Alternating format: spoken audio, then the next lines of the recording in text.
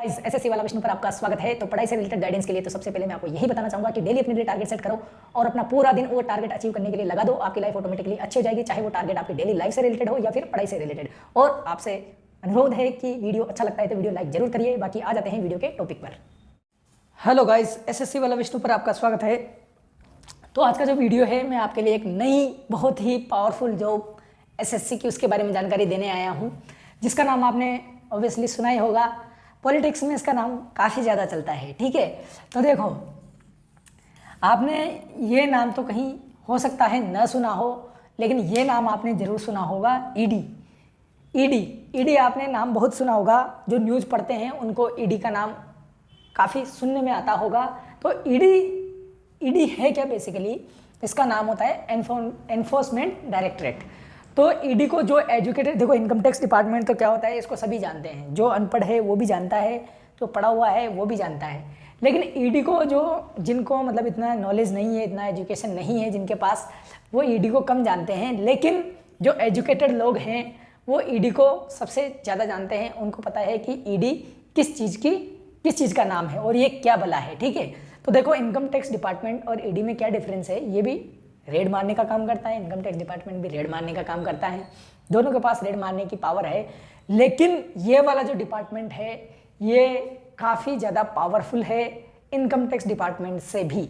और इसकी जो जॉब प्रोफाइल है वो सबसे रंगीन जॉब प्रोफाइल है, जिसको मतलब काफ़ी एक्साइटमेंट वाली जॉब चाहिए, जिसको एकदम थ्रिलिंग, एकदम बढ़िया एक्सपीरियंस देने वाली जॉब अगर चाहिए तो वो ये डिपार्टमेंट ज्वाइन कर सकता है। और इसके लिए क्या स्ट्रेटेजी आपको अपनानी पड़ेगी, कितने लगभग मार्क्स लाने पड़ेंगे, वो भी मैं थोड़ा आइडिया आपको इस वीडियो में दे दूंगा, ठीक है। तो सबसे पहले अपन बेसिक इसके बारे में जानकारी ले लेते हैं कि ईडी है क्या, एनफोर्समेंट डायरेक्टरेट। देखो, इनकम टैक्स डिपार्टमेंट क्या करता है, कोई भी जो इनकम है, कितनी इनकम किसकी हो रही है, कितना टैक्स भर रहा है, कितना नहीं भर रहा है, इसके बारे में जानकारी इनकम टैक्स वाले निकालते हैं। उसके बारे में उससे उसका पूरा एनालिसिस करते हैं। और मान लो किसी के ऊपर ज़रूरत से ज़्यादा अगर संपत्ति है तो उसके घर पे रेड भी वो डाल देते हैं। इलीगल अगर संपत्ति की उनको जानकारी मिलती है तो वो ये काम कर लेते हैं, ठीक है। लेकिन वो क्या होता है, अपने पास बस इनकम पे और उसकी अर्निंग वगैरह पे ये इनकम टैक्स डिपार्टमेंट काम करता है, ठीक है।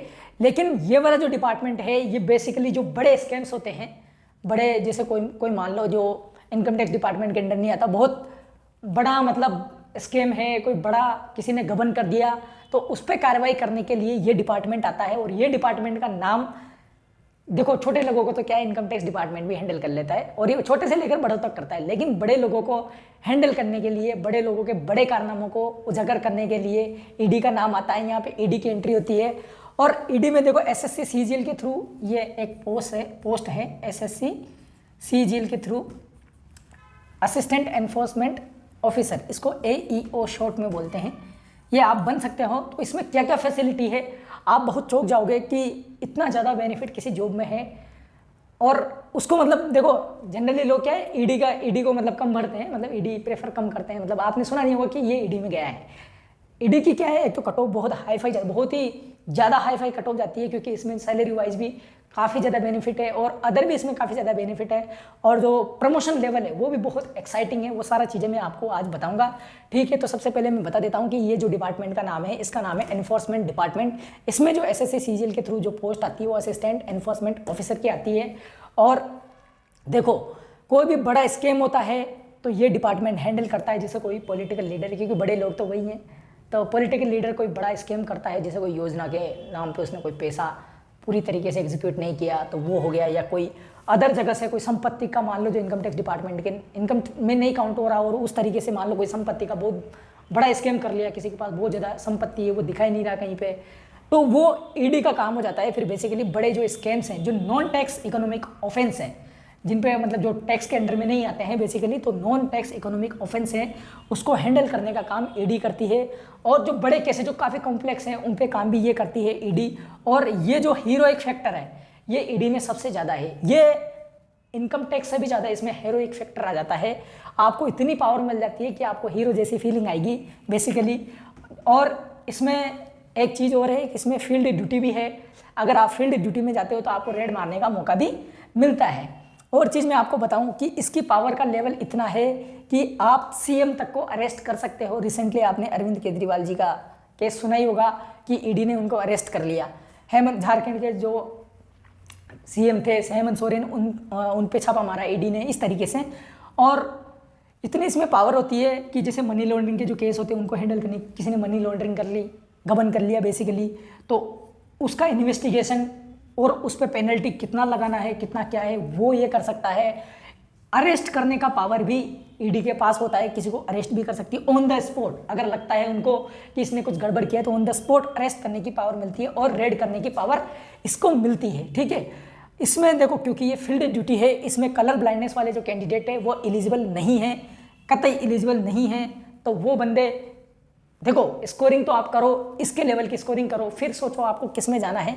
कलर ब्लाइंडनेस वालों के लिए ये बेसिकली पोस्ट नहीं है, लेकिन इतने नंबर आप लेके आ जाओगे तो आपको कलर ब्लाइंडनेस का भी सोचना नहीं है, कोई और अदर बेहतरीन पोस्ट आपको मिल जाएगी।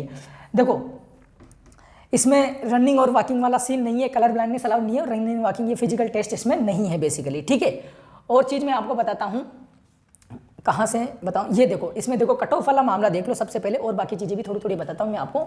कट ऑफ वाला मामला देख लो। ईडी में देखो, आप सोच लोगे कि ईडी में जाना है, ईडी में देखो सैलरी बहुत हैंडसम मिलती है, तो आपको सैलरी वाइज ही अगर देखोगे आप, और लाइफ भी काफ़ी लाइवली है, थोड़ा चैलेंजिंग लाइफ है, तो कट ऑफ आपको मतलब अभी भी चैलेंज, एक तरह से इसकी कट ऑफ पर जाना भी एक अपने लिए चैलेंज है। तो देखो जनरल की जो कट ऑफ जाती है 390 नंबर में से 340 के समथिंग जाती है, 0.1 का डिफरेंस है, 340 से 0.1 कम है तो 340 मान लो। ईडब्ल्यूएस की 336, 337 के समथिंग, ओबीसी वालों की 332, एसटी वालों की 314 और एससी वालों की 321 कट ऑफ लगभग जाती है। ठीक है, ये कट ऑफ है जो पिछली 2022 की कट ऑफ है, लगभग 2022 की ये कट ऑफ है लगभग। ठीक है, हो सकता है किसी दूसरे ईयर की हो, लेकिन ये मतलब इतनी लगभग अपने आपको नंबर लाने पड़ेंगे, 2022 की ही ये कट ऑफ है। ठीक है, उसके बाद आप देखो ईडी का जो, जब आप ईडी में सेलेक्ट हो जाओगे उसके बाद क्या होगा, आपको 21 दिन की ट्रेनिंग मिलेगी बेसिकली, इसको बेसिक ट्रेनिंग बोलते हैं। तो 21 दिन की आपको ट्रेनिंग मिलेगी। इसमें देखो ईडी में क्या होता है, ईडी की ट्रेनिंग में ये 4 अपने पास सेक्शन होते हैं। ईडी की ट्रेनिंग में 4 डिपार्टमेंट होते हैं, आपको किसी भी डिपार्टमेंट में पोस्टिंग मिल सकती है, और जनरली ये डिपार्टमेंट हर 3 साल में आपके चेंज होते रहते हैं और प्रमोशन आपका इधर उधर होता रहता है। फिर जैसे ये सारे पूरे हुए फिर वापस आप इस डिपार्टमेंट पे आ जाओगे। लेकिन इसके बारे में थोड़ा जानकारी मैं आपको देता हूँ कि इसमें जो इन्वेस्टिगेशन, इसमें क्या क्या होता है वो भी मैं आपको बताता हूँ। ईडी के ये 4 डिपार्टमेंट है जिनमें आपकी जॉब लग सकती है, जिसमें आप काम कर रहे होंगे किसी भी पर्टिकुलर पॉइंट ऑफ टाइम पे, लेकिन एक डिपार्टमेंट में लगभग आपको 3-4 साल रहना पड़ता है। ठीक है, और ये डिपार्टमेंट का क्या क्या काम है वो मैं आपको बताता हूँ, बहुत ही इंटरेस्टिंग काम है। तो देखो इन्वेस्टिगेशन वाला जो पार्ट है इसका, इन्वेस्टिगेशन विंग है, वो देखना आप। इसमें क्या है, सर्च ऑपरेशन बेसिकली होते हैं। तो आपको ये सिखाया जाता है बहुत ही बढ़िया ढंग से कि सर्च ऑपरेशन किस तरीके से किया जाता है। जैसे अलमारी वगैरह में से डॉक्यूमेंट्स निकाले तो उसमें क्या क्या चीज़ें अपने को देखनी रहेगी, कहाँ कहाँ से अपने को जो चुनिंदा जानकारी है जो अपने काम की है वो अपने को मिलेगी। और इसमें जैसे इन्वेस्टिगेशन जो ये है, इसमें अपने को किसी के भी घर में जाकर मतलब अपने को उसके घर में जो भी सर्च ऑपरेशन करने का जो अपने को पावर मिल जाता है। ठीक है, वो देखा होगा ना आपने, ठुकरा के मेरा प्यार मेरा इंतकाम देखेगी, तो वैसा कुछ पावर आपको इसमें मिल जाता है। वो मतलब किसी जिसने गबन किया उसके घर जा सकता है, वैसे नहीं किसी के भी घर पे आप चले गए। ठीक है, तो ये देखो इधर। उसके बाद आता है इंटेलिजेंस विंग। इन्वेस्टिगेशन तो ठीक है सर्च ऑपरेशन के बारे में, दूसरा है इंटेलिजेंस विंग। ये जो इंटेलिजेंस विंग है ये काफ़ी ज़्यादा इंटरेस्टिंग है, काफ़ी ज़्यादा पावरफुल है।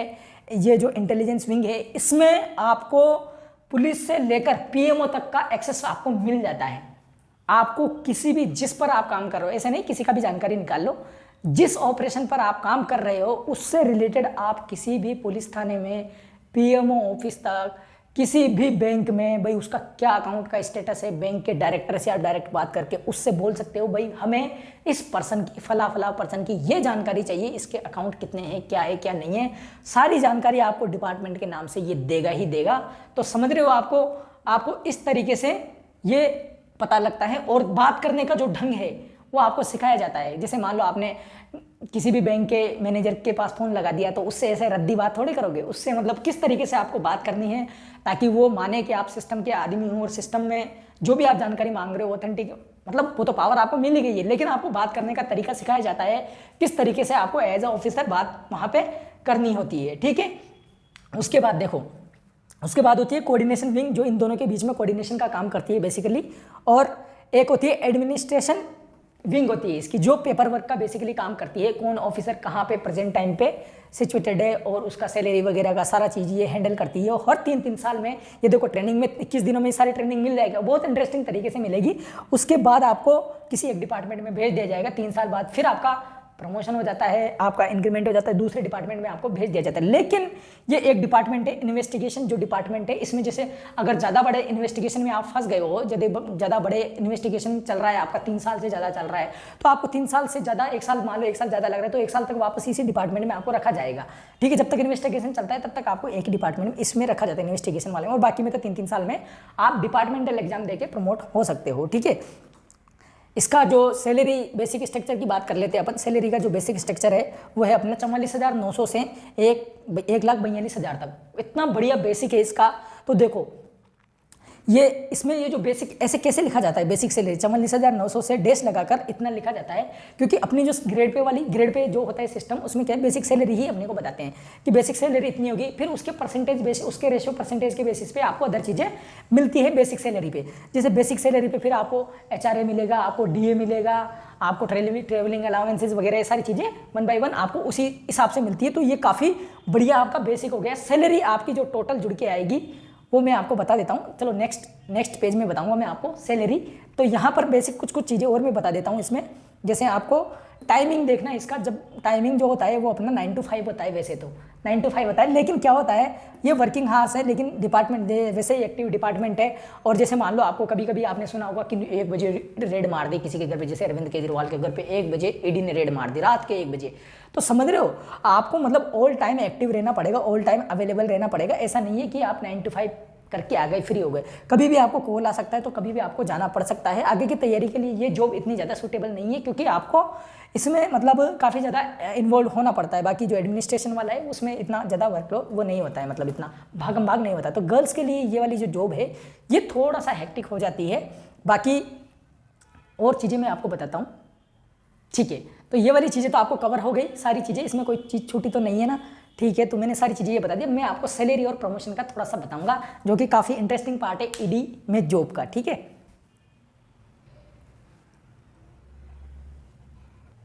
तो बाकी जो नेक्स्ट सबसे इंपॉर्टेंट चीज़ आ जाती है वो है सैलरी।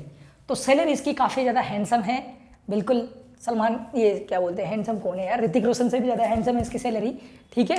तो देखो इधर, मतलब उसकी सैलरी से ज़्यादा नहीं है, मतलब हैंडसम की बात कर रहा हूँ, ठीक है। तो पे स्केल देखो, पे स्केल जो इसका है अपना 44,900 से इसका 1,42,000 तक जाता है पे स्केल। ये बेसिक है बेसिकली। तो देखो क्या होता है, ये ऐसे इसलिए लिखी जाती है क्योंकि बेसिक अपना सबसे जो स्टार्टिंग होता है वो बेसिक यहाँ से स्टार्ट होता है, बेसिक सैलरी, फिर उस पर अपने को जो भी अदर पर्क्स है वो उस पर मिलते हैं। हर साल आपका बेसिक थोड़ा थोड़ा बढ़ता है, 2-3 हज़ार ऐसे बढ़ता है हर साल, और ये मैक्सिमम इस तक जा सकता है। अगर ये मैक्सिमम जल्दी पहुंच गया तो उसके आगे आपका सैलरी नहीं बढ़ेगा, बेसिक तो नहीं बढ़ेगा, बाकी अदर आपका बढ़ता रहेगा, ठीक है। तो इस तरीके से आपको ध्यान रखना है, बेसिक इससे ज़्यादा नहीं। और ये इतना ज़्यादा सैलरी से ज़्यादा क्या करोगे यार लेके, ठीक है। तो इधर देखो ग्रेड पे पर आ जाते हैं, 4600 ग्रेड पे की ये पोस्ट है। और बेसिक पे इसका जो 44,900 से स्टार्ट होता है, HR इस पर 27% मिलेगा, तो आपका 12,123 आपको HRA मिल जाएगा। स्पेशल इंसेंटिव अलावेंसेज आपको 20% मिलता है। ये देखो, ये चीज़ आपको किसी अदर जॉब में देखने को नहीं मिलेगी, बहुत ही तगड़ी चीज़ है ये वाली जो चीज़ है। ये क्यों मिलती है आपको इस जॉब में, ED में, क्योंकि ये क्या है, थोड़ा रिस्की। अब CM से पंगा ले रहे हो भाई साहब, इधर CM से पंगा ले रहे हो तो थोड़ा रिस्की तो हो ही गए ना। तो आपको क्या मिलता है इसमें, थोड़ा स्पेशल इंसेंटिव अलावेंसेज मिलता है आपको। उसमें क्या होता है, आपको थोड़ा मतलब आपकी जो रिस्क रहती है ना उसमें, क्योंकि बहुत मतलब मैंने बोला ना बहुत रंगीन काम है, इसमें रेट डाल रहे हो आप किसी के घर पे, तो थोड़ा रंगीन काम हो जाता है ये। तो इसके लिए आपको मतलब थोड़ा सा जान का रिस्क रहता है, ज़्यादा नहीं रहता है। तो उसके लिए आपको ये 8,980 आपकी जान की बाजी लगाने के लिए दिए जाते हैं, ठीक है। तो उसके बाद DA देख लो, DA अपना 50% रहता है इसमें, 22,450 आपको ये मिल जाता है, 22,450 DA मिल जाता है। TA आपको 3,000, ट्रैवलिंग अलाउंस आपको 3,600 मिलता है। ग्रोस सैलरी जो जुड़ के निकलती है अपनी 92,053 रुपये लगभग निकल के आती है, ठीक है। तो समझ रहे हो आप, इतनी ये ग्रोस सैलरी है। इन हैंड थोड़ा बहुत कट पटका के आएगा इसमें से, तो ध्यान रखना भाई, ये इतना 92,000 अपना ग्रोस सैलरी जाती है, इसमें से थोड़ा बहुत अपना कट जाता है, बाकी हाथ में आ जाता है। तो इतनी सारी ये चीज़ें अपने को इसमें मिलती है। और मैं आपको बता देता हूँ कि 3-4 साल में अपना प्रमोशन होता है। डिपार्टमेंटल एग्जाम के थ्रू। तो क्या होता है, 3-4 देखो हर साल जो इंक्रीमेंट होता है 2-3 हज़ार रुपये का होता है, 2-3 हज़ार रुपये का इंक्रीमेंट अपना हर बार लगता रहता है, 2-3 हज़ार का, ठीक है। लेकिन क्या होता है जब प्रमोशन अपना होता है तो उसमें 2-3 इंक्रीमेंट अपने एक साथ लग जाते हैं। 2-3 इंक्रीमेंट मतलब 6-7-8 हज़ार बढ़ गए अपने एक साथ, समझ रहे हो आप। तो इस तरीके से आपका हर महीने 6-7 हज़ार एक्स्ट्रा आना बहुत बड़ी बात हो जाती है। तो ऐसे प्रमोशन किस बेसिस पे होते हैं, आपका जो काम है उसके बेसिस पे प्रमोशन होते हैं। अगर आपने बहुत बढ़िया डिपार्टमेंट में काम किया, आपके सर्विस बुक में आपके काम ऐड होते जाते हैं। अगर आप कुछ मिस्टेक करो, कुछ गलतियां करो, प्रॉपर अपना 100% नहीं दे रहे हो तो आपकी सर्विस बुक उस तरीके से रिफ्लेक्ट नहीं करेगी। लेकिन आपने बहुत बढ़िया काम किया डिपार्टमेंट के लिए तो आपकी सर्विस बुक में सारे अचीवमेंट आपके इन्वॉल्व होंगे, तो आपका प्रमोशन थोड़ा जल्दी होएगा, ठीक है। तो ये ग्रोथ सैलरी निकल के आती है। और क्या क्या फैसिलिटीज़ मिलती है अपने को इस जॉब में, फैसिलिटीज़ देख लीजिए तो सभी में मिलती है। मेडिकल जो अपने को मिलता है, मेडिकल CGHS हॉस्पिटल में आप कितना भी आपकी फैमिली का आपका इलाज करा सकते हो बढ़िया तरीके से। ट्रैवलिंग अलाउंसेज आपको मिलता है, रेंट अलाउंसेज आपको मिलता है, पेट्रोल मिलता है, और ये जो मोबाइल रिचार्ज, बाबू सोना वाला जो मोबाइल रिचार्ज है वो भी आपको मिलता है, ठीक है। तो बाकी आप देखो और क्या क्या है। 3-4 साल में डिपार्टमेंटल एग्जाम के थ्रू प्रमोशन होता है। प्रमोशन इस डिपार्टमेंट में जितना बढ़िया प्रमोशन है उतना आपको अदर डिपार्टमेंट्स में नहीं मिलेगा। इतना तगड़ा प्रमोशन है, आपका नाम ही ऐसा, मतलब नाम ही सुन के डर जाएंगे लोग। देखो, assistant enforcement officer in ED, भैया ED में हूँ ये सुन के घबरा जाते हैं वैसे तो, लेकिन ED में असिस्टेंट एनफोर्समेंट ऑफिसर के तौर पर आप लगते हो। उसके 3-4 साल बाद आपका डिपार्टमेंटल एग्जाम के थ्रू प्रमोशन होगा, आप बन जाते हो एनफोर्समेंट ऑफिसर। पहले आप असिस्टेंट एनफोर्समेंट ऑफिसर थे, अब आप एनफोर्समेंट ऑफिसर इन ED बन जाते हो, और ये गजेटेड पोस्ट है, मोस्ट प्रोबेबली गजेटेड पोस्ट ही होगी, इसका देख लेना आप एक बार। तो ये देखो, उसके बाद फिर 3-4 साल बाद आपका डिपार्टमेंटल एग्जाम लगेगा, फिर आपका हो जाता है the assistant director in ED। भाई नाम सुन के, डायरेक्टर नाम सुन के मतलब इतना भोकाल बन जाएगा, the assistant director in ED, ठीक है। उसके बाद आपका नेक्स्ट 3-4 साल में प्रमोशन होगा वो deputy director in ED।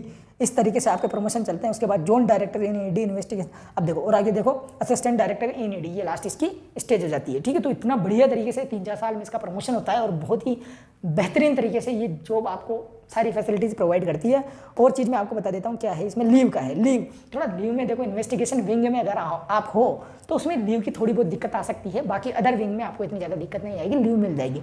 Girls के हिसाब से ये जॉब मैं आपको कम रिकमेंड करूँगा क्योंकि इसमें थोड़ा भागम भाग और थोड़ा रिस्की थोड़ा ज़्यादा रहता है। लेकिन बॉयज़ के लिए काफ़ी, जिनको मतलब ऐसा है कि ठाले बैठना पसंद नहीं है, उनके लिए जो जॉब है ये काफ़ी बढ़िया जॉब है। तो इस तरीके से मैंने आपको इस जॉब का एक्सप्लेन किया है। कुछ मिस्टेक हो गई हो तो आप कमेंट में बताना, और दूसरी चीज़ आपको कोई किस अदर जॉब का आपको प्रोफाइल जानना है उसको आप कमेंट में बताना, और कोई भी डाउट हो तो वो आप कमेंट सेक्शन में बताना, ठीक है। थैंक यू वेरी मच इतना पेशेंस के साथ सुनने के लिए, धन्यवाद। वीडियो अच्छा लगा है तो वीडियो जरूर लाइक करिए, और वीडियो के एंड में आपको बताना चाहता हूं कि इस चैनल पर मैंने मैथ्स का पूरा सिलेबस अवेलेबल करा रखा है। बाकी अदर सब्जेक्ट से रिलेटेड भी जो यूट्यूब पर अच्छा कंटेंट है वो सारा मैंने प्लेलिस्ट बनाकर डाल रखा है, और टेलीग्राम चैनल पर मैंने जीके के पूरे बहुत शानदार नोट्स अवेलेबल करा रखे हैं। और भी कोई रिलेटेड गाइडेंस होता है तो वो गाइडेंस भी मैं अपने टेलीग्राम चैनल पर आपको बताता रहता हूँ। कोई भी कमेंट आता है तो उसका जवाब भी मैं स्क्रीनशॉट लेकर डालता रहता हूँ, ताकि आपको ये पता चले कि किस डाउट का क्या सॉल्यूशन हो सकता है, एक आइडिया आपको बेसिक मिलता है। तो टेलीग्राम चैनल जरूर ज्वाइन कर लेना, और चैनल सब्सक्राइब नहीं किया है अभी तक तो चैनल जरूर सब्सक्राइब कर लेना। बाकी हंसते रहिए, मुस्कुराते रहिए। थैंक यू वीडियो देखने के लिए।